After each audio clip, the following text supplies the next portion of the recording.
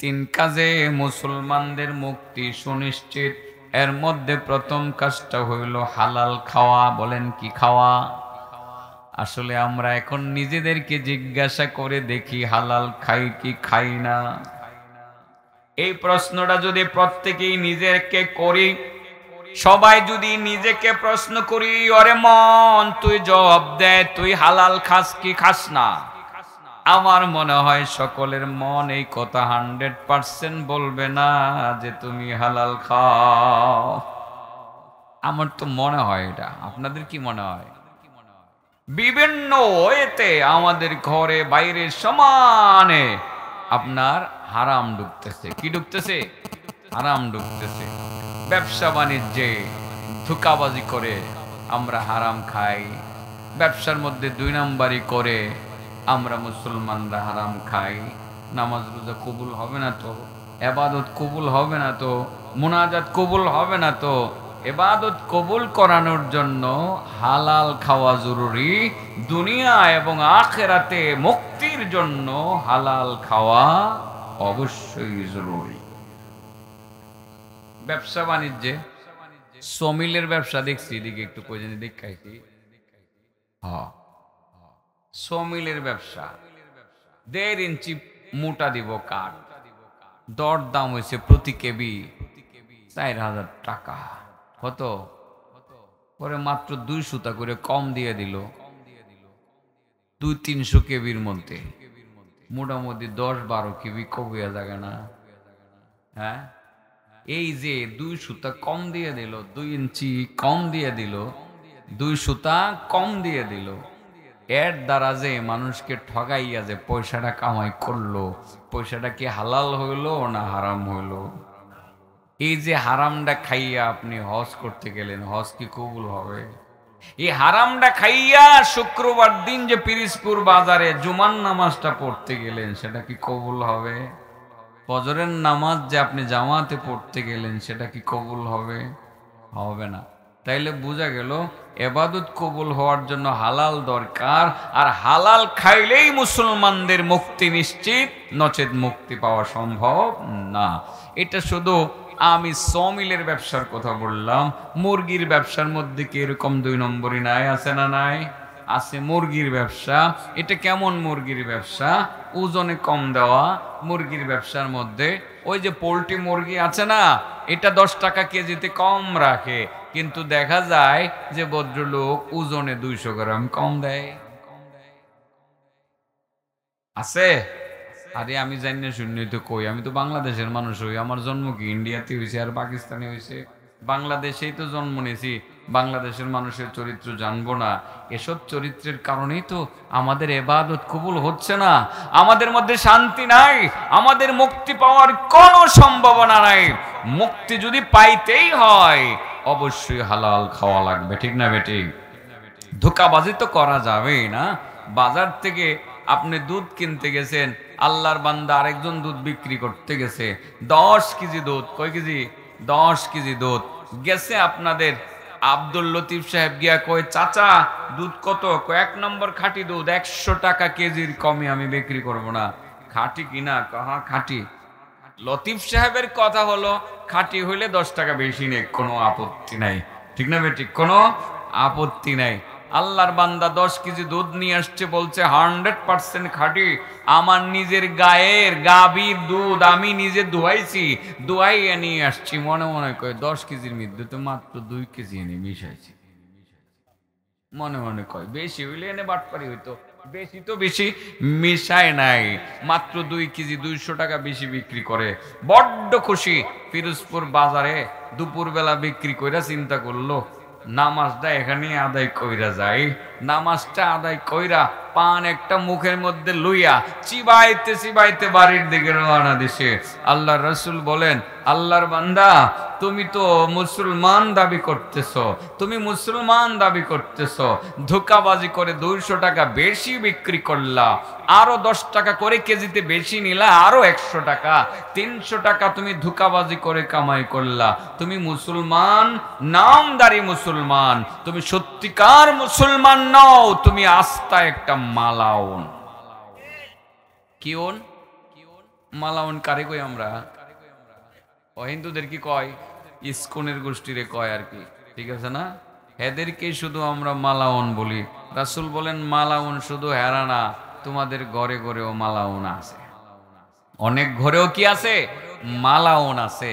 যারা মানুষকে ধোঁকা দেয়, মুসলমানদেরকে ধোঁকা দেয়, ব্যবসা বাণিজ্যে ধোঁকা দেয়, আচরণে ধোঁকা দেয়, লেনদেনে ধোঁকা দেয়। আল্লাহ রাসূল বলেন মুসলমান হওয়ার পরেও সে মালাউন, নামাজি হওয়ার পরেও সে মালাউন, রোজাদার হওয়ার পরেও সে মালাউন, হাজি হওয়ার পরেও সে মালাউন। আর মালউনের অর্থ হলো যার উপরে আল্লাহর পক্ষ থেকে লানত বর্ষিত হয়। আর যার উপরে আল্লাহর পক্ষ থেকে লানত বর্ষিত হয় সে কি আদৌ জান্নাতে যাবে? হ্যাঁ, মালউন মালউনুন মান দাররা মুমিনান ওয়া মাকারা বিহি। আল্লাহ রাসূল সাল্লাল্লাহু আলাইহি ওয়াসাল্লাম বলেন, আমার উম্মতের মধ্যে যারা দুইটা অপরাধ করবে, যারা দুইটা অন্যায় করবে, তাদেরকে মালাউন বলা হবে। মালউন বলা হবে। মালউন বা মালাউন বলা হয় ওই ব্যক্তিকে যার উপরে আল্লাহর পক্ষ থেকে লানত বর্ষিত হয়। যারা দুইটা অপরাধে যুক্ত থাকবে তাদেরকে আমার উম্মতের মালাউন বলা হবে। শুধু মালাউন তারা না, মুসলমানের ঘরেও মালাউন আছে, আছে না নাই? মুসলমানের ঘরেও মালাউন আছে। শুধুমাত্র তাদেরকে গালি দিলে চলবে না, নিজেদের মধ্যে মালাউন আছে। আপনি এবার চিন্তা করে দেখেন আপনি মালাউন হয়ে গেছেন কিনা, আপনার উপরে আল্লাহর লানত বর্ষিত হইতেছে কিনা চিন্তা করলেই বুঝবেন। এখন হাদিসটা শুনলেই বুঝবেন দুইটা অপরাধের সাথে আপনি যুক্ত আছেন কিনা।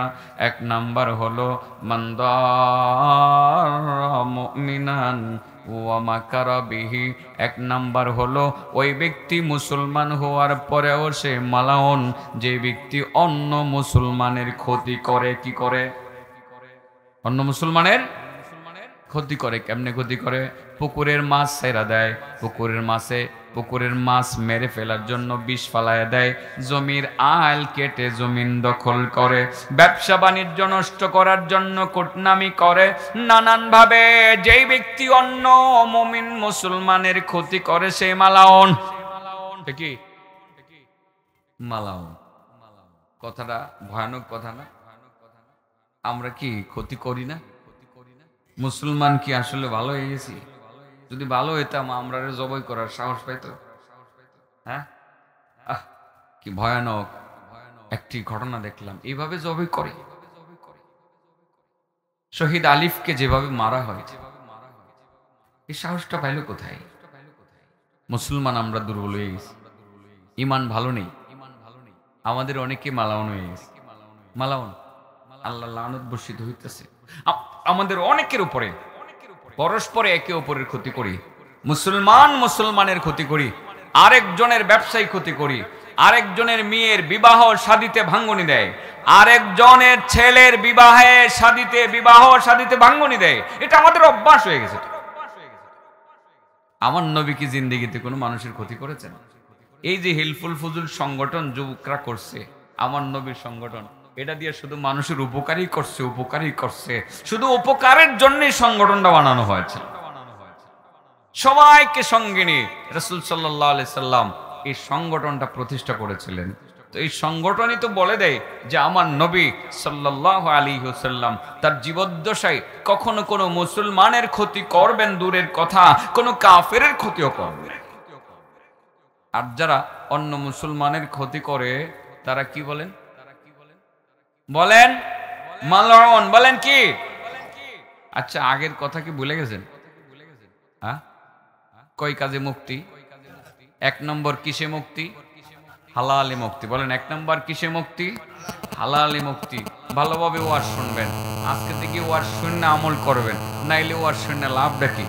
মানুষ ভাবছিলাম মাগরিবের পরে পাইতাম না, মানুষ ওয়াজ বাড়াই করুন লাগবো।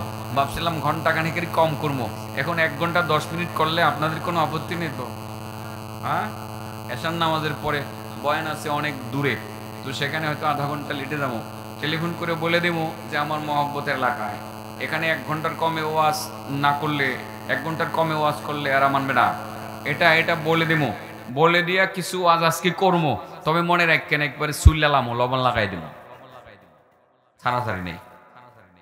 চরিত্র উন্মোচন করতে হবে, তো চরিত্র উন্মোচন করতে হবে। মুসলমানের ক্ষতি করে সে মালাউন, সে কি মালউনুন মান দারা মুমিনান ওয়া মাকারা বিহি।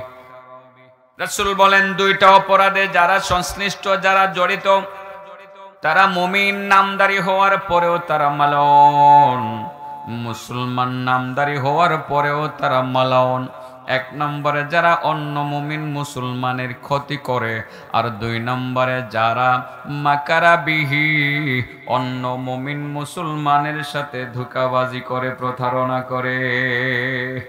1.5 ইঞ্চি কাঠ দিবে বলে যারা 2 সুতা কম দেয়, নিজের গাভীর খাঁটি দুধ বলে যারা পানি মিশাইয়া দুধ বিক্রি করে, যারা পুকুরের রুই মাছকে নদীর রুই মাছ বলে মিথ্যা কথা বলে প্রতারণা করে যারা বিক্রি করে, ওই সমস্ত লোকদেরকে বলা হয় ধোঁকাবাজ। যারা মূলত অন্য মুমিন মুসলমানকে ধোঁকা দিবে তারা যেমন মালাউন, আর তাদের কামাই হয়ে গেল সব কয়টা হারাম। আর হারাম খাইয়া মুক্তি পাওয়া সম্ভব না। মুক্তি পাওয়ার জন্য 3টা কাজ করা লাগবে। 1 নাম্বার কাজটা হইল হালাল খাওয়া লাগবে। কি খাওয়া লাগবে? হালাল খাওয়া লাগবে। এই হালাল যদি না খান, হারাম খান, আল্লাহ নিজেই বলেন যারা হারাম খায়, উলাইকা মা ইয়াকুলুনা ফি বুতুনিহিম ইল্লান নার। তো দেখতেছে তারা আঙ্গুর খায়, বেদানা খায়, কমলা খায়, গরুর গোশত খায়, মুরগির গোশত খায়। তারা বাহ্যিক দেখতেছে ভালো ভালো খায়, মজা খায়। আল্লাহ বলেন তারা তো দুধ কমলা খায় না, দুধ কলা খায় না, মূলত তারা পেটের ভিতরে আগুন ঢুকায়। আরাম খাওয়া মানে কি ঢুকানো? আগুন ঢুকানো। আগুন জ্বালিয়ে পুড়িয়ে সারখার করে দেবে। এই হারাম খাওয়ার কিছু তরিকা আমাদের দেশে আছে, তরিকাগুলো বললাম আর কি, 2-1টা তরিকা। মিথ্যা কথা বললা, ধোঁকাবাজি কইরা, ব্যবসা বাণিজ্য কইরা খাওয়া, এটা হারাম খাওয়া। এই হারামে মুক্তি পাওয়া সম্ভব না। পাশাপাশি আরো কিছু আমাদের হারাম খাওয়ার প্রচলন আমাদের দেশের মধ্যে আসে। ওজনে কম দেওয়া, কিছু কম দেওয়া, ওজনে কম দেওয়া আছে। আরেকটা হইলো এতিমের মাল আত্মসাৎ করা, এটাও হারাম খাওয়ার আরেকটা পদ্ধতি। এটা তো সমাজে খুব অহরহই চলছে। এতিমের মাল আত্মসাৎ করা অনেকে করে না বাবা, এতিমের মাল আত্মসাৎ করে না। কিভাবে করে? এতিমের সম্পদ রক্ষিত ছিল চাচার কাছে, একটা সময় চাচা ফোল্ডি মারে কি মারে না? একটা সময় চাচা ফোল্ডি মাইরা এতিমের মাল আত্মসাৎ করে। আল্লাহ রাসূল সাল্লাল্লাহু আলাইহি ওয়াসাল্লাম বলেন যারা এতিমের মাল আত্মসাৎ করবে, আল্লাহ রাসূলের হাদিস থেকে পরিষ্কার বোঝা যায় তারা হালাল খাবার খাইলো না, হারামি খাইলো, পেটের ভিতরে আগুনও তারা ঢুকাইলো, এবং ওইসব লোকের ইবাদত আল্লাহর দরবারে মোটেও কবুল হবে না। আমাদের সমাজে বেধিগুলো আছে। অনেক সময় দেখা যায় যে সম্পদ মেরে দেওয়া, তার মানে আত্মসাৎ করা। বোনের সম্পত্তি ভাই আত্মসাৎ করে, ভাইয়ের সম্পত্তি আরেক ভাই আত্মসাৎ করে। আছে না নাই সমাজে? আছে না নাই? কত বোন আছে বাবার সম্পত্তি থেকে ভাগ নিতে চায় না, বাধ্য হয়ে ভাইয়ের কাছে আসে, ভাইয়া 10 লক্ষ টাকা আমি তোমার কাছে পাবো, বা 20 লক্ষ টাকা আমি পাবো। বাবার সম্পত্তি তুমি যা পাইবা আমি তোমার অর্ধেক তো পাবো ভাই, 20 লাখ টাকার সম্পত্তি পাবো। নিব না ভাই, তোমার কাছে আজকে একটা আবেদন নিয়ে আসছি। তুমি তো ভাই অনেক লেখাপড়া আমাদেরকে করাইছো, অনেক যত্ন করছো ভাই, আমার একটা মাত্র ছেলে লেখাপড়া করতে চায় না। তোমার বোন জামাই, আমার স্বামীর অবস্থা বড় খারাপ, স্বাস্থ্য খারাপ, ব্যবসা বাণিজ্য করতে পারে না, বাধ্য হয়ে ছেলেটাকে একটু সৌদি আরব পাঠাইতে চাই। মাত্র 5 লক্ষ টাকা লাগবে ভাই, আমি 20 লক্ষ টাকা পানা আছি, আমাকে 20 লক্ষ দেওয়া লাগবে না, 5 লক্ষ টাকা তুমি আমাকে দিয়ে দাও, তোমার ভাইগনাটারে সৌদি আরব পাঠায় দেখি সংসারটা আমি কোনো রকমে চালাইতে পারি। ভাই চোখ উল্টাইয়া দিল। আর ভাবি তো বলেই দিল, তুমি কিন্তু কোনোদিন আর আমার বাড়িতে আসবা না, এতদিনই আসছো বাবার বাড়ির ভাগ নেওয়ার জন্য, তুমি কিন্তু আর কোনোদিন আমার বাড়িতে আসবা না। এই যে মনটা খারাপ করে চোখের পানি ফেলে দিয়ে বোন চলে গেল স্বামীর বাড়িতে, আর বলল, ভাই আজকে যদি আমার আব্বা বেঁচে থাকতেন তুমি এইভাবে আমাকে বাড়ি থেকে বিতাড়িত করতে পারতে না, আজ যদি আমার মা বেঁচে থাকতো তাহলে তুমি আর তোমার স্ত্রী মিলে অপমান করে বাড়ি থেকে বের করতে পারতা না। এইভাবে যখন কান্না করতে করতে বোনটা চলে যায়, আর তুমি হারাম সম্পদ নিয়ে বড্ড খুশি, কোটি কোটি টাকার মালিক হয়ে গেলা, মসজিদ বানাইলা, মাদ্রাসা বানাইলা এবং জনগণের কল্যাণে কাজ করলা, রাস্তাঘাট বানাইলা, কালভার্ট বানাইলা, এতিম দুঃখীর পিছনে তাদের সাহায্য করার জন্য দাঁড়িয়ে গেলা। আল্লাহ রাসূল সাল্লাল্লাহু আলাইহি ওয়াসাল্লাম বলেন, না, তোমার সম্পদে হারাম ঢুকে গেছে, বোনের সম্পত্তি তুমি মানে আত্মসাৎ করেছো, হারামের মিশ্রণ হয়ে গেছে, এই হারাম খাইয়া এই হারাম শরীর নিয়ে তুমি জান্নাতে যেতে পারবে না, তোমার মুক্তি সম্ভব না, তোমাকে জাহান্নামে দেওয়া হবে। বলেন কয় কাজে মুক্তি? এক নম্বর কি খাওয়ার মধ্যে? হালাল খাওয়ার মধ্যে। এবার বলতে পারেন কেমনে খাইতাম হালাল? আরে বাবা, হালাল তো সহজ। এই যে দান করছেন না, কাইটা এগুলো শুকাইবেন, নিজে পরিশ্রম করে খাইবেন, এটাই তো হালাল। আবার এটার মধ্যে হারাম ঢুকবো কেমনে? ওই যে হেবাটা হেকে তো পানি দিছে, হেবাটার পানি রাত্রে বেলা এসে নিচে দা, আপনি একটু ছিদ্র ঘুরে হেবাটার ক্ষেতের পানি লুয়ে ঘুরছেন, এই ক্ষেতের যত ধান হয়েছে সব হারাম হয়ে গেছে। কি হয়ে গেছে? তো আপনি ইচ্ছাকৃত ভাবে এটা করবেন না। আবার ইঁদুরে যদি গাতা করে পানি ফাটাইয়া দেয়, এটা আবার কোনো অসুবিধা নাই। আপনি যদি মনে করেন ইন্দুরে ফাটাই, তাহলে যদি কোনো অসুবিধা না হয়, আমি না আজকে ইন্দুরই হয়ে গেলাম, ইঁদুর আর কি ইঁদুর, আমি একটু খুসাদা দেই, পানি একটু আয়সা পড়ুক, এই কাজ করলে আপনার সম্পদ হারাম হয়ে যাবে। আসলে হালালটা তো সহজ, একটু চিন্তা করলেই সহজ। খুব বেশি সম্পদের মালিক না হলেন না, হালাল খাওয়ার চিন্তা করলে হালাল খাওয়া সম্ভব।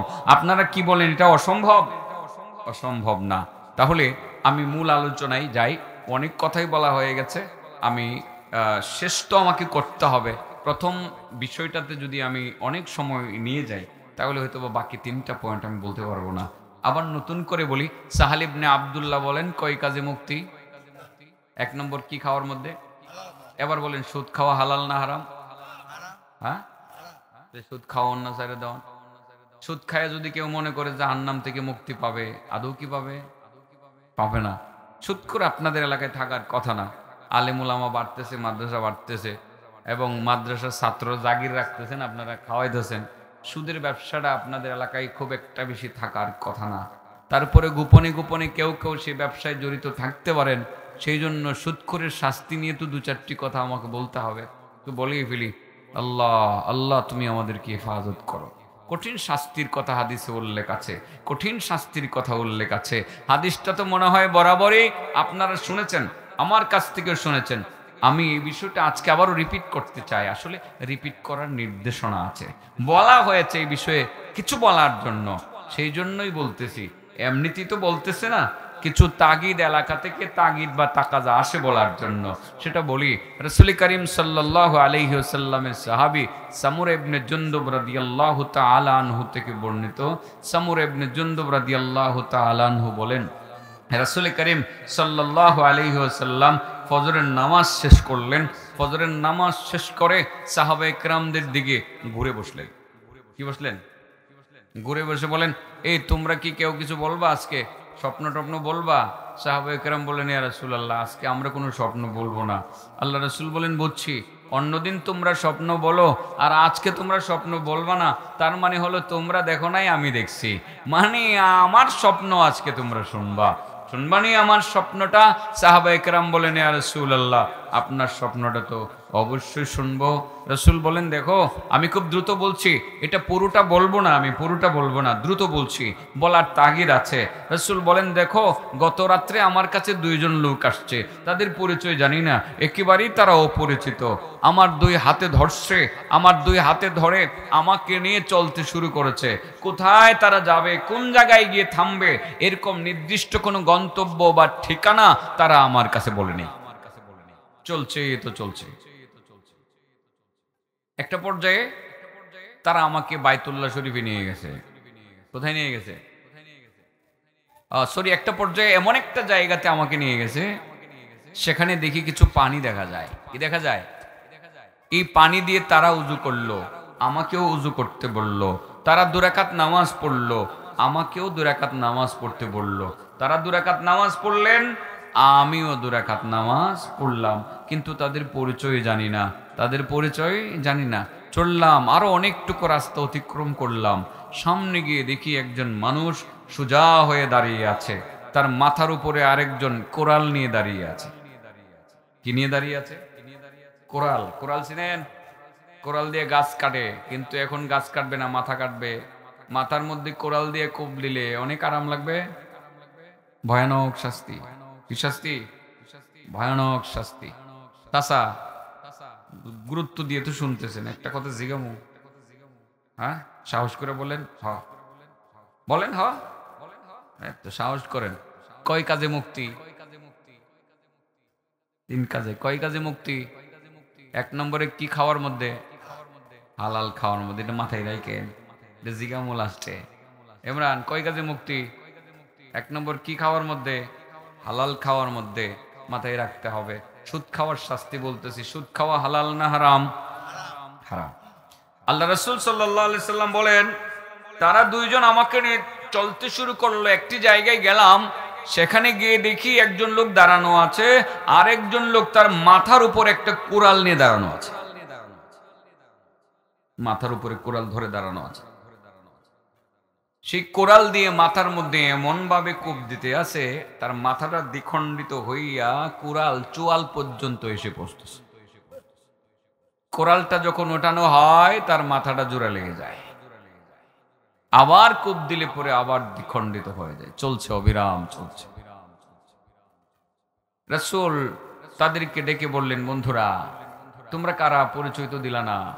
এই লোকটার পরিচয়টা দিয়ে দাও, যে লোকটার মাথার মধ্যে কোরাল দ্বারা কোবানো হইতেছে। সাথী বন্ধু 2 জন বললেন, ইয়া রাসূলুল্লাহ, দয়া করে আর একটু সামনে অগ্রসর হন, কিছুক্ষণ পরে আপনার কাছে সব কিছু বিস্তারিত বলে দেওয়া হবে। আর একটু সামনে অগ্রসর হলেন। আর একটু সামনে অগ্রসর হয়ে দেখতে পাইলেন একজন মানুষ একটা জাসিমের মধ্যে বড় আরাম করে শুয়ে আছে। তার মাথা বরাবর আরেকজন লোক দাঁড়ানো আছে। হাতের মধ্যে বড় একটা পাথর দেখা যায়। ওই পাথর দিয়ে এমন ভাবে তার মাথার মধ্যে আঘাত করে, তার মাথা চূর্ণ বিচূর্ণ হয়ে যায়। পাথরটা যখন অনেক দূরে চলে যায়, সরে যায়, ওই পাথরটা কুড়াইতে গেলে পরে তার মাথা আবার জোড়া লেগে যায়। আবার আক্রমণ করলে পরে আবার মাথা গুড়া গুড়া হয়ে যায়। রাসূল বললেন, সাথী বন্ধুরা তোমরা কারা? পরিচয় জানলাম না, পরিচয় দিলাম না। আর যে প্রথম দেখতেছিলাম একজন মানুষ যার মাথার মধ্যে কোরাল দ্বারা কোবানো হইতেছে, তার পরিচয়টাও জানলাম না। দয়া করে 2 নম্বর যেই লোক তার মাথার মধ্যে পাথর দ্বারা আক্রমণ করে তার মাথা গুড়া গুড়া করা হইতেছে, সেই লোকটার পরিচয় দিয়ে দাও। সাথী বন্ধু 2 জন বললেন, ইয়া রাসূলুল্লাহ, আর একটু সামনে অগ্রসর হন, অল্প সময় পরে আপনার কাছে সব কিছু বিস্তারিত বলে দেওয়া হবে। নবী আর একটু সামনে অগ্রসর হলেন। আর একটু সামনে অগ্রসর হয়ে দেখতে পাইলেন একটা মটকি বা মটকা দেখা যায়।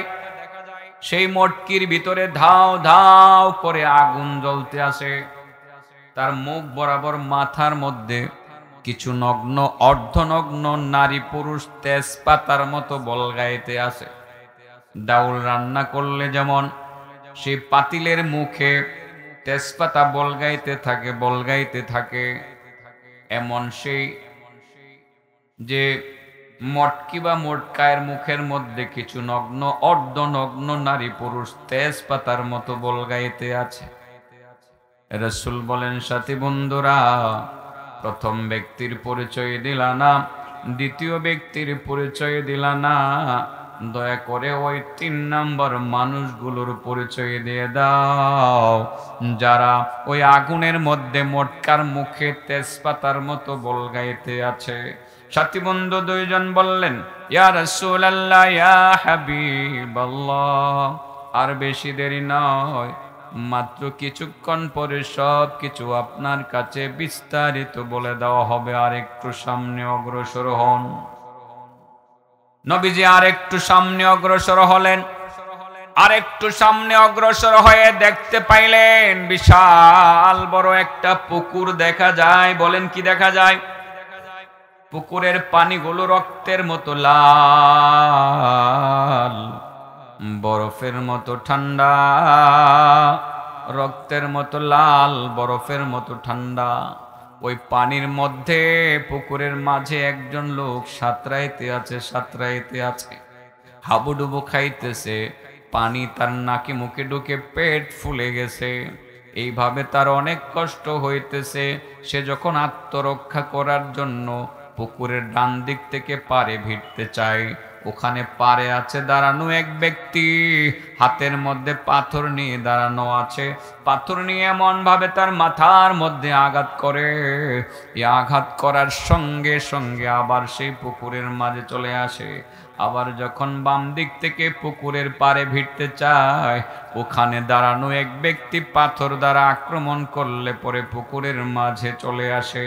আবার যখন সামনের দিক থেকে উঠতে চায়, ওখানে দাঁড়ানো এক ব্যক্তি পাথর দ্বারা আক্রমণ করলে পরে পুকুরের মাঝে চলে আসে। আবার যখন পিছনের দিক থেকে উঠতে চায়, ওখানে দাঁড়ানো এক ব্যক্তি পাথর দ্বারা আক্রমণ করলে পরে আবার সেই পুকুরের মাঝে চলে আসে।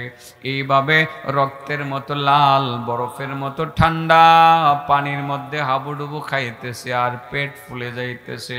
শত চেষ্টা করেও সে এখান থেকে উঠতে পারতেছে না। এক পর্যায়ে আল্লাহর নবী বলেন, সাথী বন্ধুরা, তোমরা প্রথমে আমার হাতে ধরে নিয়ে আসলাম, কোথায় যাবা কোনো ঠিক ঠিকানা বললা না, তোমাদের পরিচয়টা জানলাম না। 1 নাম্বার ব্যক্তি যার মাথার মধ্যে কোরাল দ্বারা কোবানো হইতেছে তার পরিচয়ও বললা না। 2 নম্বর যে ব্যক্তির মাথার মধ্যে পাথর দ্বারা আক্রমণ করে মাথা গোড়া গোড়া করা হচ্ছে সেই লোকটার পরিচয় দিলা না। 3 নম্বর যেই সব লোক নারী পুরুষ তেজপাতার মতো বলগাইতে আছে মটকার মুখের মধ্যে, তাদের পরিচয়ও দিলা না। দয়া করে ওই যে 4 নাম্বার লোকটা, যে লোকটা রক্তের মতো লাল, বরফের মতো ঠান্ডা পানির মধ্যে সাঁতরাইতে আছে, হাবুডুবু খাইতেছে, আত্মরক্ষা করার জন্য ওঠার চেষ্টা করতেছে, কোনো দিক থেকে উঠতে পারতেছে না, দয়া করে ওই লোকটার পরিচয় দিয়ে দাও। কয়টা হইছে? 4টা না? আর বাকিটি কইতাম না, 4টা পর্যন্ত থামবো, কারণ এখানে এটা বলার জন্য বলা হয়েছে, তো এই জন্য এটা বলতেছি। আবার প্রশ্ন, কই কাজে মুক্তি? 1 নম্বর কি খাওয়ার মধ্যে? ওয়াজ হইনা হারাম খাইলেন, লাভ আছে?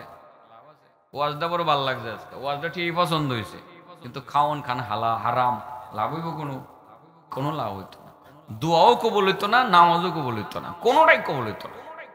নানান ভাবে হারাম খাওয়ার সুযোগ আছে। ও আমার কাছে কেরা জানি মনে হয় যে মাঝে মধ্যে ঝামেলা লাগে, 100% তৃপ্ত হতে পারি না, মনে হয় না যে হালাল খাচ্ছি, কোনো না কোনো ওয়েতে ঢুকে যাইতেছে। তা না হয় আমাদের শক্তি কমলো কেন? আরে খালিদ বিন ওয়ালিদ কি লাসে লুসে আমার এই হুজুরের থেকে বেশ বড় ছিল নাকি? খুব বেশি বড় ছিল না। তাদের শক্তি সামর্থ্য কেমন ছিল আর আমাদের শক্তি সামর্থ্য কি? একটা হুঙ্কার ইন্ডিয়া থেকে দিলে আমরা লেজ গুটাই বসে যাই।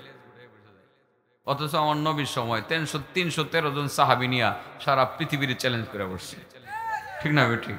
তো আমাদের দুর্বলতাটা কোন জায়গায়, এটা একটু খুঁজে বার করেন না বাবা, সবাই চলেন খুঁজে বার করি। আমাদের খাবারটা হালাল খাইয়া ইমানি চেতনা বাড়াইতে হবে আমাদের। 4টা পর্যন্তই বললাম না? 1 নম্বরে কোরাল দিয়া কুবাইতেছে, 2 নম্বরে মাথা চেষ্টা আছে, 3 নম্বরে মটকির ভিতরে তেজপাতার মতো এরকম বলগাইতেছে, ডাল টানতেছে, বুঝতেছে ঠিকঠাক মতো। আর 4 নম্বরে রক্তের মতো লাল, বরফের মতো ঠান্ডা পানির মধ্যে সাঁতরাইতে আছে। হ্যাঁ, এখন রাত ফজরের নামাজের পরে পুকুরে সাঁতরে লেগে মন লাগে। শীত এসে পড়ছে না, মোটামুটি এসে পড়ছে, অনেক কষ্ট লাগবে। রাসূল বলেন, সাথী বন্ধুরা তাড়াতাড়ি পরিচয় দাও। সাথী বন্ধু দুইজন, 9টা বলার পরে তারা পরিচয় দিতেছিল, আমি এবার অগ্রিম পরিচয় দিয়ে দেই। সাথী বন্ধু দুইজন বললেন, ইয়া রাসূলুল্লাহ, ইয়া হাবিবাল্লাহ, আর দেরি করব না, এক্ষণই আপনার কাছে সব পরিচয় তুলে ধরব, বিস্তারিত বলতে শুরু করব। আমি যিনি আপনার ডান হাতের মধ্যে ধরলাম, আমি হইলাম জিবরিল, আর যিনি আপনার বাম হাতের মধ্যে ধরে আপনাকে নিয়ে চলছিলেন তিনি হলেন মিকাইল। ইয়া রাসূলুল্লাহ, ইয়া হাবিবাল্লাহ, প্রথম যে আপনি দেখতেছিলেন একজন মানুষ, তার মাথার মধ্যে কোরাল দ্বারা কোবানো হইতেছে, কোরাল তার চোয়াল পর্যন্ত চলে আসতেছে। কোরাল যখন উঠানো হয়, তার মাথা আবার জোড়া লেগে যায়, আবার কোপ দিলে পরে সেই কোরাল তার চোয়াল পর্যন্ত চলে আসে, চলছে তার বিরুদ্ধে শাস্তি। ওগো নবীজি, ওই লোকটা হলো আপনার উম্মতের বক্তা, আপনার উম্মতের ওয়াইজ। যারা মিথ্যা মিথ্যা কথা বলে, ওয়াজ করে, মানুষকে নিজের দিকে আকৃষ্ট করে, আনায়া বানাইয়া মিথ্যা কাহিনী বললা মানুষকে নিজের দিকে আকৃষ্ট করে। মিথ্যা কথা যারা বলে ওয়াজের মধ্যে, ওই সমস্ত মিথ্যুক আলোচক বক্তাদেরকে মূলত বর্জকি জগতে তার মাথার মধ্যে কোরাল দিয়ে কোবানো হবে। এই কোপটা তার কিয়ামত পর্যন্ত চলতে থাকবে, একটা সেকেন্ডের জন্য থামবে না। 1 নম্বর গেছে গা আমার দলের লোকজনের কাছে। আল্লাহ আমাকে হেফাজত করুক, আমার ভাই যারা আলেম আছে, বক্তা আছে, সবাইকে হেফাজত করুক। এই জায়গাতে কিছু মিথ্যা কথা আনায়া বানায় কয়, দেখবেন তো এমন ভাবে আল্লাহর ওলির নাম দিয়া এমন এক কিচ্ছা কোয়া শুরু করব যে আল্লাহর ওলি নিজে মরা মানুষের জিন্দা বানাইলে তো এমন ওয়াজও করে। কিন্তু আমাদের দেশে কিছু লোক আছে, এরা কয় আব্দুল কাদের জিলানী রহমতুল্লাহ আলাই উনি নিঃসন্দেহে বিশ্ববিখ্যাত আল্লাহর ওলি, এতে কোনো সন্দেহ নাই, কারণ আমরা সন্দেহ করি না, উনি মুসাল্লাম হয়ে গেছেন। উনার ব্যাপারেও মিথ্যা কথা বলে, উনি নাকি আজরাইলের কাছ থেকে মানুষের জান কায়রা রেখে দিত। হ্যাঁ, মমতাজ কয়। আর কিছু আমার দেশের কিছু কিছু হুজুররা কয় আল্লাহর ওলির শান মান গাইতে গাইতে আল্লাহর ওলির একেবারে আল্লাহর লগে নিয়ে লাগায় দেয়। নাউজুবিল্লাহ বলেন। এইসব মিথ্যা প্রপাগান্ডা করে যারা, মানুষকে মিথ্যা তথ্য দিয়ে যারা যারা মাঠে ময়দানে বক্তব্য দেয়, ওইসব আলেমদের মাথার মধ্যে কিয়ামত পর্যন্ত কোরাল দ্বারা কোবানো হবে, আর এই কোপটা টানা কিয়ামত পর্যন্ত চলতে থাকবে, 1 সেকেন্ডের জন্য থামবে না। তাইলে 1 নম্বরটা কার বিরুদ্ধে গেল গো? আমার দলের লোকের বিরুদ্ধে গেল গা। হ্যাঁ, এবার আপনাদের বিরুদ্ধে গেলে গা আর সেট তারতেন না, আগে নিজেরে কয়ে লইছি, এখন আপনাদের কমো। 3 নম্বর থেকে আপনাদের শুরু করবো। 3 আর 4 ধরা রেডি থাকেন, ধরা খাইবেন কিন্তু এখন। সাথী বন্ধু দুইজন বললেন, ইয়া রাসূলুল্লাহ, ইয়া হাবিবাল্লাহ, ওগো নবীজি, আপনি যে 2 নাম্বার দেখতেছিলেন, আল্লাহর এক বান্দা জাজিমের মধ্যে আরাম করে শুয়ে আছে, মাথার মধ্যে পাথর দ্বারা অ্যাটাক করার পরে মাথা তার চূর্ণ বিচূর্ণ হয়ে যাইতেছে, গুঁড়া গুঁড়া হয়ে যাইতেছে। যখন পাথরটা কুড়াতে যাওয়া হয়, মাথাটা জোড়া লেগে যায়, আবার আক্রমণ করলে পরে আবার গুঁড়া গুঁড়া হয়ে যায়। নবী গো, সেও আপনার উম্মতের একজন আলেম। কোন আলেম? যে আলেম এলেম শিখেছে, এলেম শিখে নিজে আমল করে না, মানুষকে আমল করতে বলে। মানুষকে বলে, ভাই এত দুনিয়া দুনিয়া করিও না, দুনিয়ার পিছনে লাগিও না, আখেরাতের জন্য রেডি হও। এত বাড়ি গাড়ি দরকার নাই, এত টাকা পয়সার দরকার না। কি দরকার? বাড়ি গাড়ি দিয়ে কি হবে? আখেরাতের প্রস্তুতি নাও। মানুষকে আখেরাতের কথা বলে কিন্তু নিজে দুনিয়ার দিকে আকৃষ্ট হয়ে যায়। বিশেষ করে যখন মাহফিলে আসে, আমার কথাটা অনেকের গায়ে লাগে রে বাবা। এই কথা বলবো না যে আলেমদেরকে টাকা দিয়েন না, আমি বলবো আলেমদেরকে তাদের সম্মান বজায় রাখা টাকা পয়সা হাদিয়া দিয়েন, কারণ হাদিয়া দেওয়া এটাও তো সুন্নত, ঠিক না ঠিক? আপনি সেটা দিবেন, যারা মাহফিল করাইবেন দিবেন, দূর থেকে গাড়ি নিয়ে আসবে গাড়ি ভাড়া হলে ভাড়া দিবেন, গাড়ির ভাড়া পরিশোধ করে কতটুকু অন্তত পক্ষে দিবেন যাতে তার সংসারটা ভালোভাবে চলে, সেটা আপনারা করবেন। এই জায়গাতে আপনারাও কিছু অনিয়ম করেন সেটা কিন্তু করবেন না। কিন্তু কিছু আলেম ভাই আছে তার 10,000 টাকা 15,000 টাকা 20,000 টাকায় পেট ভরে না, মাহফিলে আসার আগে টেলিফোনে কয় 50,000 টাকা আগে আমার অ্যাকাউন্টে ঢুকাও, নচেত আমার গাড়ির চাকা ঘুরবে না। মাহফিলে ঢোকার আগে বলে 50 না পাইলে গাড়ির চাকা ঘুরবে না, আর মাহফিলে আইসা কানের মধ্যে ধইরা সুখের পানি ফালাইয়া শুধু কান্দে। এত এত দুনিয়াদারি কইরো না, টাকা টাকা কইরো না, বাড়ি বাড়ি কইরো না, বাড়ি বাড়ি করিস না মন, এই বাড়ি তো তোমার না, আসল বাড়ি গুরুস্থানে, একবার ভেবে দেখলা না। ওয়াজের মধ্যে আইসা কয় বাড়ি বাড়ি করিস না, গাড়ি গাড়ি করিস না, আসার আগে কয় 50,000-এর কমে আমার গাড়ির চাক্কা ঘুরবে না। ওই সমস্ত মৌলবী যারা আছে, আলেম তথা কথিত আলেম যারা আছে, যারা মানুষকে ঈমান আমলের কথা বলে, মানুষকে এলেম শিখায়, মানুষ আমল করে কিন্তু নিজেরা আমল করে না, এদেরকে বলা হয় আলেমে বেআমল। ওই সমস্ত আলেমে বেআমলদেরকে মূলত একটা জাজিমের মধ্যে আরাম করে শুয়াইয়া তার মাথা পাথর দিয়ে শেষা হবে, শেষা হবে, তার মাথা গুড়া গুড়া গুড়া গুড়া করা হবে, আবার পাথরটা কুড়াইতে গেলে আবার জোড়া লাগবে, আবার গুড়া গুড়া করা হবে। বরজকি জগতে কিয়ামত পর্যন্ত টানা ওই কাঠমোল্লার বিরুদ্ধে এই শাস্তিরা চলতে থাকবে, একটা সেকেন্ডের জন্য থামবে না। একটু করা হয়ে গেছে গা, হ্যাঁ জানি না, এটা হেরা দিব সাইরা আর আমার বিরুদ্ধে লাগবো আবার হেরা, যারা 50, 50, 60, 70 কমে আইতে চায় না।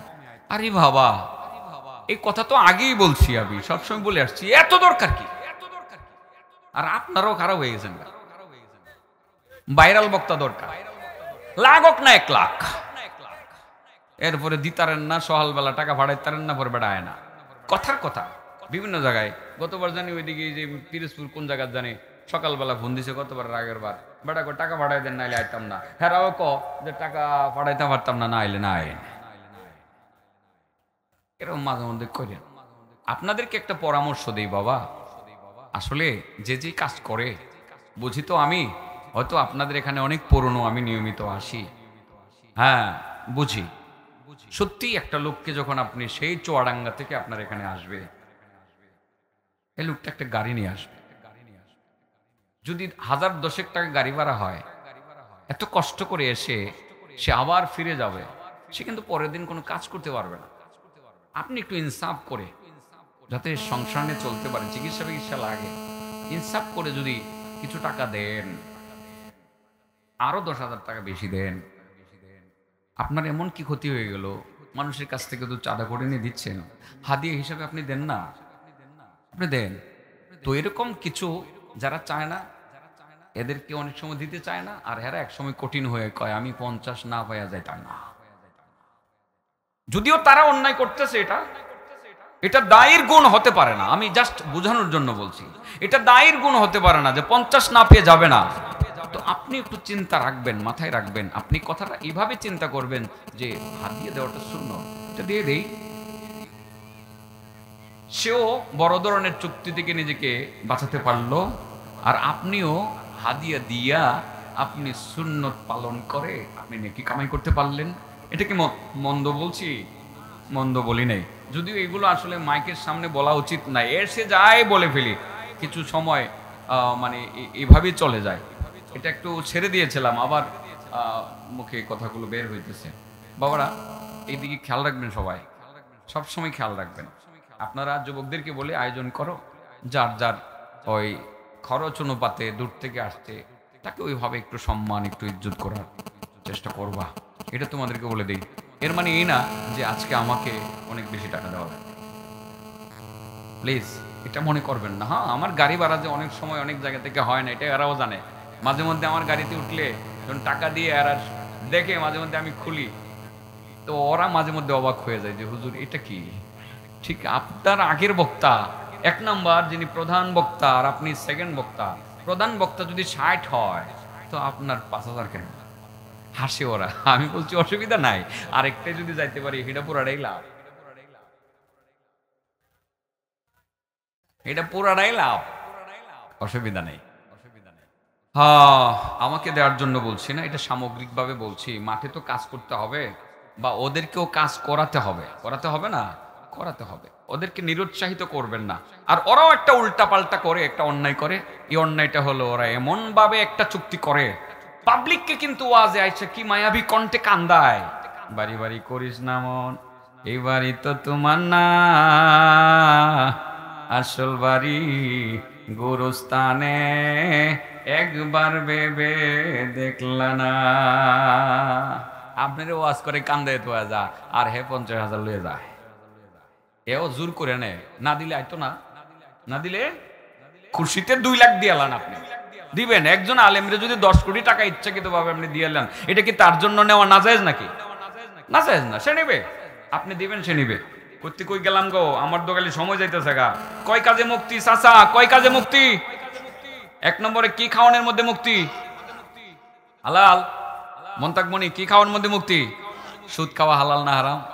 আর এইটা বুঝাইবার জন্য হাদিসটার মধ্যে 4 নম্বরে ধরতাছি, 3 নম্বরে আর 4 নম্বরে আপন করে ধরতেছি। এতক্ষণ তো গেলে আমার নিজের দলের লোকের ধরছি।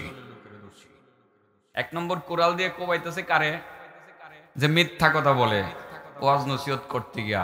2 নম্বর পাথর দিয়ে চেষ্টাছে কারে? যে আলেম মানুষকে আমলের কথা বলে কিন্তু নিজে আমল করে না। আছে না সংখ্যায়? কম হলেও তো আছে, আছে না? না থাকলে তো আল্লাহর নবী আরো 1450 বছর আগে এমন কথা বলে যাইতেন না, ঠিক না বেটি? থাকবে বিদায়ী নবী বলে গেছেন, আছে, নিশ্চিত ভাবে আছে। সাথী বন্ধু 2 জন বললেন, ইয়া রাসূলুল্লাহ, ইয়া হাবিবাল্লাহ, আর যে আপনি দেখতেছিলেন একটা মটকির ভিতরে কিছু নগ্ন অর্ধনগ্ন নারী পুরুষ তেজপাতার মতো বল গাইতে আছে, দাও দাও করে আগুন জ্বলতে আছে। মটকির মাথার মধ্যে কিছু নগ্ন অর্ধনগ্ন নারী পুরুষ, তারা তেজপাতার মতো বল গাইতে আছে। তারা হলো আপনার উম্মতের বেপরদা নারী পুরুষ। যে সমস্ত মহিলারা বেপর্দা চলতো, আর যে সমস্ত পুরুষেরা ওই বেপর্দা নারীদেরকে সঙ্গ দিত, তাদের সাথে উঠা বসা করত, ওই জাতীয় নারী পুরুষকে বরজুখী জগতে মটকির ভিতরে ঢুকাইয়া আগুন ধরাইয়া দেওয়া হবে। মটকির মাথার মধ্যে নগ্ন অর্ধনগ্ন অবস্থায় তেজপাতার মতো বল গাইতে থাকবে। ওই বেপর্দা নারী পুরুষের বিরুদ্ধে এই শাস্তিটা কিয়ামত পর্যন্ত একটা না চলতে থাকবে, একটা সেকেন্ডের জন্য থামবে না। নাউজুবিল্লাহ বলেন। বেপর্দা কমছে আলহামদুলিল্লাহ। আমার কাছে মনে হয় গ্রামে গ্রামে মহিলা মাদ্রাসা বাড়ছে, বেপর্দাও কিছু কমছে। এটা কমানোই দরকার, ঠিক আছে না? বেপর্দা, পর্দা, এসব বিষয়ে বলবো না, এখন আর বলবো না। 4 নাম্বারটা বলি। 4 নাম্বার টার্গেট পয়েন্ট। সাথী বন্ধু 2 জন বললেন, ইয়া রাসূলুল্লাহ, ইয়া হাবিবাল্লাহ, নবী গো, আপনি যে 4 নম্বরে দেখছিলেন একটা মানুষ পুকুরের মধ্যে সাঁতরাইতে আছে, পানিগুলো রক্তের মতো লাল, বরফের মতো ঠান্ডা, সাঁতরাইতে আছে, হাবুডুবু খাইতেছে, পানি খেয়ে পেট ফুলে গেছে। আত্মরক্ষা করার জন্য ডান দিক থেকে যখন পুকুরের পাড়ে ভিড়তে চায়, ওখানে দাঁড়ানো এক ব্যক্তি পাথর দ্বারা আক্রমণ করলে পুকুরের মাঝে চলে আসে। আবার যখন বাম দিক থেকে উঠতে চায়, ওখানে দাঁড়ানো এক ব্যক্তি পাথর দ্বারা আক্রমণ করলে পুকুরের মাঝে চলে আসে। আবার যখন সামনের দিক থেকে উড়তে চায়, ওখানে দাঁড়ানো এক ব্যক্তি পাথর দ্বারা আক্রমণ করলে পুকুরের মাঝে চলে আসে। আবার যখন পিছনের দিক থেকে উড়তে চায়, ওখানে দাঁড়ানো এক ব্যক্তি পাথর দ্বারা আক্রমণ করলে পুকুরের মাঝে চলে আসে। সে নিজেকে রক্ষা করার জন্য পুকুরের পাড়ে ভিড়তে পারতেছে না। সে হলো আপনার উম্মতের সুদখোর। সুদ খাইয়া যারা মৃত্যুবরণ করবে, বরজখী জগতে পুকুরের মধ্যে তাকে ফেলে দেওয়া হবে। যেই পুকুর হবে অনেক বড়, পুকুরের পানি হবে রক্তের মতো লাল, বরফের মতো ঠান্ডা। ওই ঠান্ডা পানির মধ্যে সাঁতরাইতে থাকবে, রক্তের মতো লাল পানি পান করতে থাকবে, নাকে মুখে ঢুকবে, আবুডুবু খাবে। শাস্তিটা তার কিয়ামত পর্যন্ত চলবে, একটা সেকেন্ডের জন্য থামবে না। সুদখোরের শাস্তি বুঝছেন? তাহলে কি সুদ নামের হারামটা খাওয়ন না সাইরা দেওয়ন? হ্যাঁ না, আপনারা কবেন কি এর ছাড়তাম, খাইই না। যদি এইরকম তাহেন তাহলে ইমান তাজা হইব। কি এর ছাড়তাম, এটা তো দর্শিই না, ছাড়তাম কেরে, এরকম ইমান নেওয়া লাগবে। ঠিক আছে তো ইনশাআল্লাহ? তাহলে এবার বলেন সুদ খাওয়া হালাল না হারাম? ক্বালা সাহাল ইবনে আব্দুল্লাহ আন-নাজাতু ফি সালাসাতি আশিয়া। সাহাল ইবনে আব্দুল্লাহ বলেন, তিন কাজে মানুষের মুক্তি: জাহান্নাম থেকে মুক্তি, পেরেশানি থেকে মুক্তি, অশান্তি থেকে মুক্তি। তিন কাজে মুক্তি। এক নাম্বার হলো ফি আকলিল হালাল, এক নাম্বার হলো হালাল খাওয়ার মধ্যে মূলত মানুষের মুক্তি।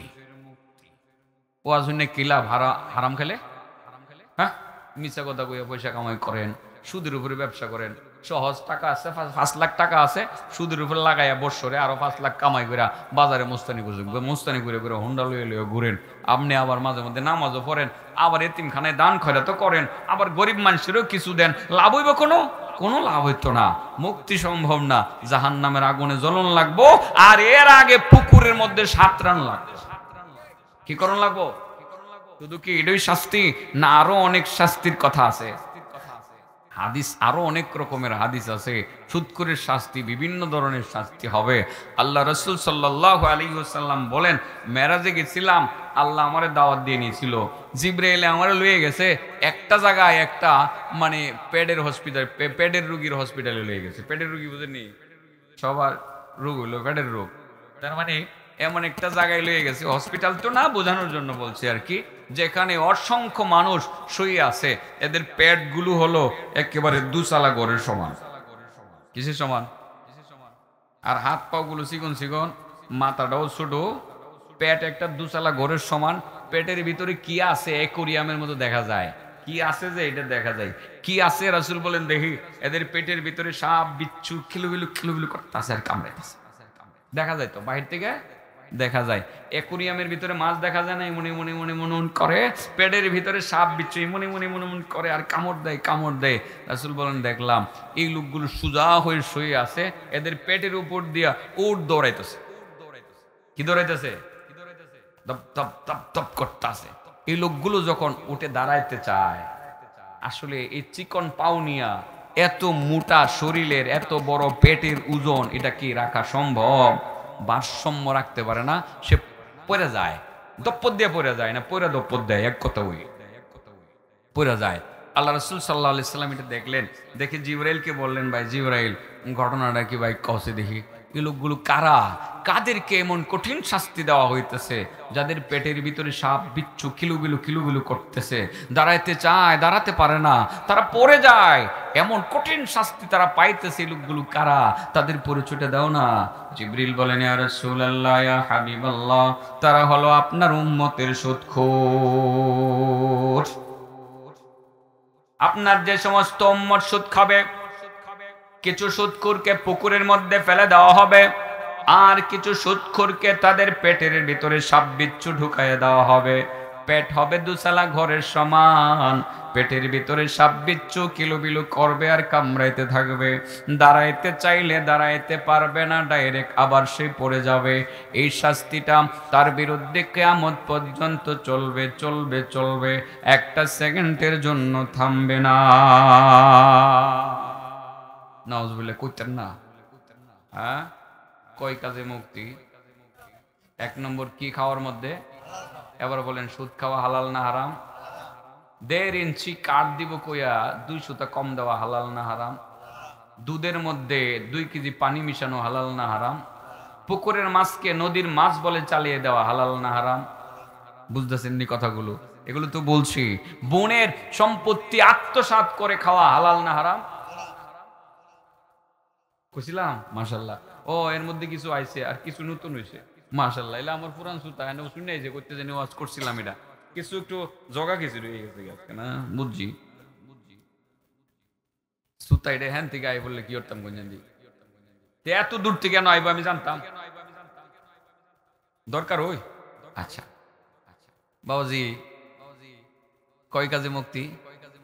1 নম্বর হালাল, 2 নম্বরটা কইলে তাও রেডি রেডি, এটা পারবেন।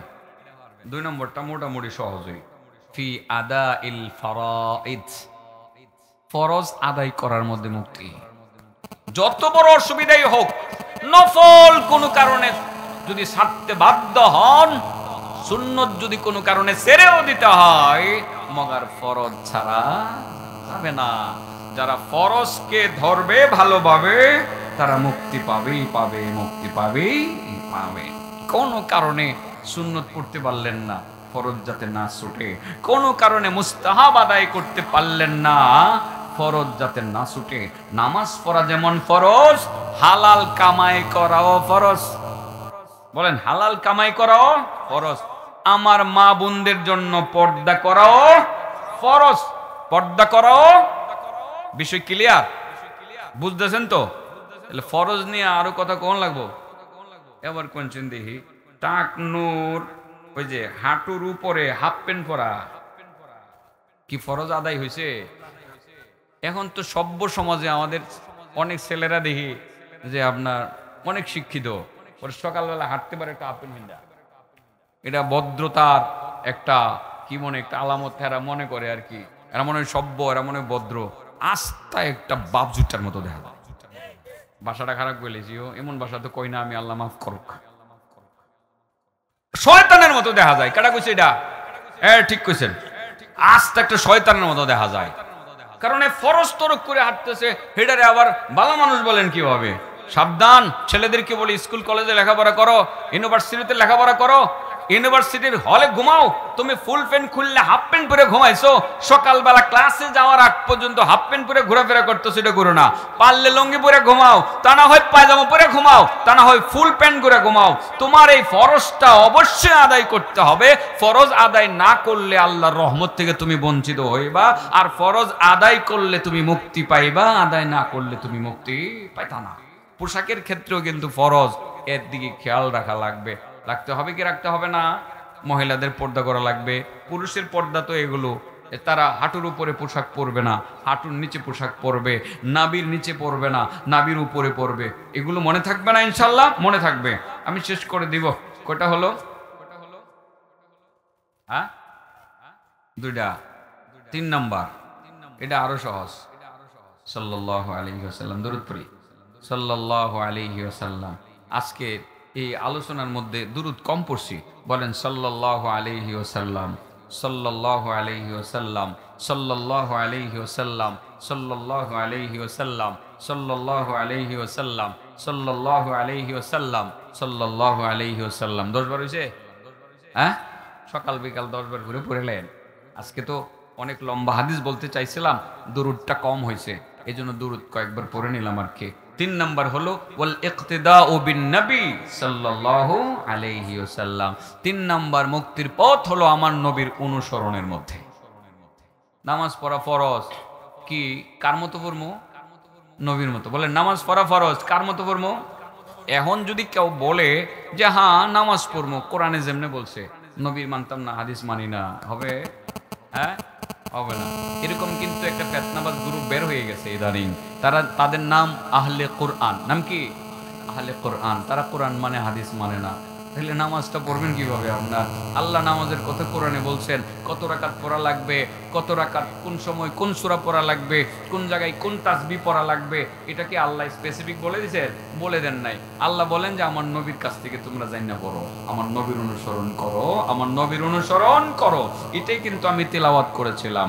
কুল ইন কুনতুম তুহিব্বুনাল্লাহ ফাত্তাবিউনি ইউহিব্বুকুমুল্লাহ ويغفر لكم ذنوبكم والله غفور رحيم অনবী দুনিয়ার মানুষকে জানিয়ে দাও তোমরা যদি আল্লাহকে ভালোবাসতে চাও আল্লাহর ভালোবাসা যদি তোমরা পাইতে চাও তবে আমি নবীর অনুসরণ করো আমি নবীর অনুসরণ করো যদি আমি নবীর অনুসরণ করতে পারো তোমরা যতক্ষণে আল্লাহকে ভালোবাসবা বরং আল্লাহ এরও আগে তোমাদেরকে ভালোবেসে ফেলবে আল্লাহ নিজেই বলছেন নবীর অনুসরণ করার জন্য নামাজের ক্ষেত্রে নবীর অনুসরণ করব আমরা ফজরের নামাজ 2 রাকাত ফরজ পড়ব নবীর তরিকা মতে নামাজ পড়ব নবীর তরিকা মতে পোশাক পরব নবীর তরিকা মতে কথা বলবো নবীর মতো করে আচরণ করব নবীর মতো করে মানুষের প্রতি জুলুম করব না ভালো আচরণ করব উত্তম চরিত্রের পরিচয় দিব যদি আমার নবীর অনুসরণ সর্বক্ষেত্রে আমরা করতে পারি মুক্তি পাওয়া সম্ভব বলেন কয় কাজে মুক্তি 1 নম্বর কি খাওয়ার মধ্যে 2 নম্বর কি আদায় করার মধ্যে 3 নম্বর কাকে অনুসরণ করার মধ্যে সুদখোরের শাস্তি তো শুনলেনই কিছু সুদ খাওয়া হালাল না হারাম হ্যাঁ সুদখোরের শাস্তিটা কোন জায়গায় দেওয়া হইবে পুকুরে পানিগুলো কেমন হবে রক্তের মতো লাল বরফের মতো ঠান্ডা আরেকটা সুদখোরের শাস্তি দিব কেমনে পেটের ভিতরে সাপ বিচ্ছু কিলোবিলু করব ঠিক আছে না কিয়ামত পর্যন্ত কামড়াইব এই কথা মনে রাখবেন আল্লাহ আমাদের সকলকে হালাল খাওয়ার তৌফিক দান করুন হারাম থেকে দূরে থাকার তৌফিক দান করুন ফরজগুলোর প্রতি যত্নবান হওয়ার তৌফিক দান করুন আমার নবীর তরিকা মতে জিন্দেগি যাপন করার তৌফিক দান করুন ওয়া আখিরু দাওয়ানা আলহামদুলিল্লাহি রাব্বিল আলামিন আসসালামু আলাইকুম ওয়া রাহমাতুল্লাহি ওয়া বারাকাতুহু